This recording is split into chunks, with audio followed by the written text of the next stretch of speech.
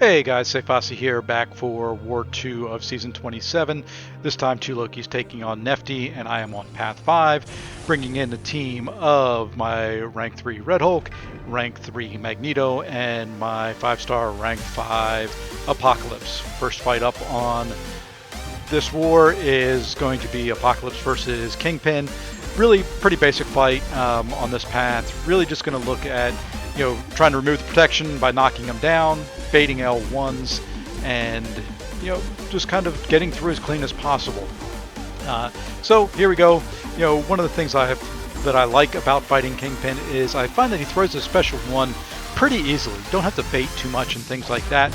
So really just going to focus on that. Don't want to get him to push him to his L2. I not very good at evading it, and of course, he has the chance of going unstoppable with that as well. So really, not going to do too much, not going to worry about throwing too many specials or anything like that. Just want to keep it in a comfortable rhythm.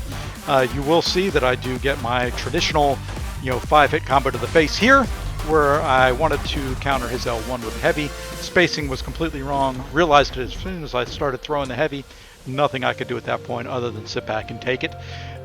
So it does knock me down to about 70% health. The rest of this fight, I'm going to fight very cautiously. Take it a little slower. None of these fights on Path 5 are quick. My goal usually in war is to fight as safe as possible, even if it does require a couple more potions to be used. I would rather go to the cost of a couple extra potions than a death. We are trying to push this season just to see how high we can finish up. So, want to be safe. Really the whole goal of the rest of this fight now is just to, we'll take a couple blocked hits here and there, but to finish up as clean as possible. For this fight, I didn't boost real big. This one, I just had a couple smaller boosts on. So, we'll wait for those to drop off, and then I'll be able to heal up Apocalypse. I think it cost me maybe 2 6k potions, I think is what I threw into him this war. So, we're down to 4%, finish him off here with a special one. Now this next fight coming up did bother me, and so I waited around until the mid-minis were cleared, because I've got the next 4 fights in a row on Path 5, so I do throw on some big boosts. I throw on 30% champ, 20% health, 15% attack, and for this fight I do throw on a 3-minute invulnerability boost, just because I'm not comfortable with this fight. Nova's one of those fights that you can't, because of the node and the heavy hitter, you can't counter his heavies, and that's usually how I get my openings with him. So my plan coming into this was to bait his special ones and intercept where I could. So, there we go. We got a good intercept. We're going to bait the special one, counter that, and then throw our special one to knock him down to remove the protection and get out of it as quickly as possible. What you'll find here coming up is that plan changed. I don't know why exactly, but here you'll see that I missed the evade on his L1. So there is one of my charges. There goes the second. Now at this point, I try to counter his heavy. I knew I couldn't do it coming into it, but I did it anyway. And then I tried to counter his heavy again with my heavy. Fortunately, it didn't cost me anything but a little bit of block damage. So at this point, I'm like, okay, calm down. Let's just go back to intercepting, baiting his special ones, and just getting out of this as cleanly as possible. This was the only fight I needed Magneto for, so didn't really care about the block damage. Just wanted to get out of it clean, and we were able to do so. Took a couple hits, but because of how big I boosted and all that, wasn't a big issue there. Next fight up for me is going to be Moleman. Moleman, like I said on the last war, I'm very comfortable fighting. This node does have Footloose, Kinetic Transference, and Crumbling Armor. I will use the Crumbling Armor to my advantage every once in a while to sneak in a little bit of willpower here, healing. But really with this fight, the whole goal for going into it was I wanted to keep him on the right side of the map. I didn't want to get backed up onto my side of the map. I am not comfortable with my back against the wall fighting at all. Unfortunately, he played right into it. He's another one of those champs that I find that throws his specials pretty easily.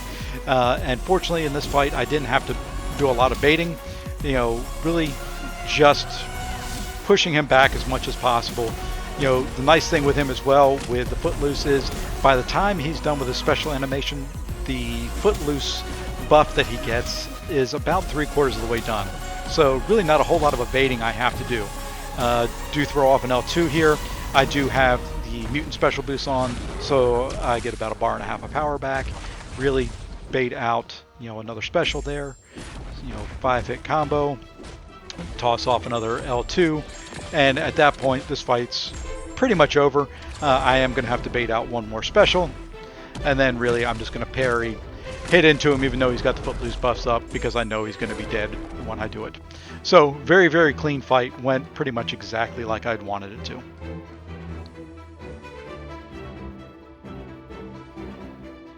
Okay, next fight up on Path 5 is going to be a HitMonkey. Once again, not too worried about this fight. Really, the only concern in this fight is knocking HitMonkey down. My plan going into it was to throw no specials, no heavy attacks, not to even have to, worry about it. It is just a rank 5-star HitMonkey. HitMonkey's health pool isn't that big. If I can sneak in a backdraft intercept or two, I'm going to do it.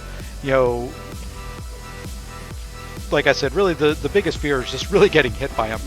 When he does hit, HitMonkey hits hard. But you can see here,